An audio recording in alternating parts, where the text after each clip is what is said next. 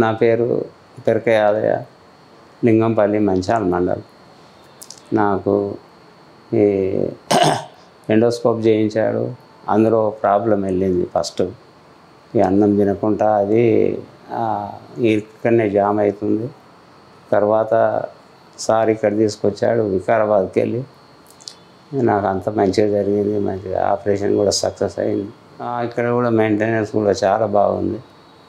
Maintenance అందరు బాగా, staff నర్సులు కానీ వాళ్ళు కానీ అందరూ బాగా పట్టించుకున్నారు. నన్ను మంచిగా చూశారు.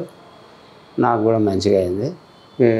రేపటి నుంచి తినుడు స్టార్ట్ చేయమన్నాడు డాక్టర్ వినోద్. హాస్పిటల్కి వచ్చే ముందు నాకు ఈ ఛాతీలో అంత ఇంట్లోనే ఉంటుండే, ఏం తిన్నా ఏం నీళ్ళు తాగినా కానీ బయటికే వస్తుండే, లోనికి పోకుండా ఉండే.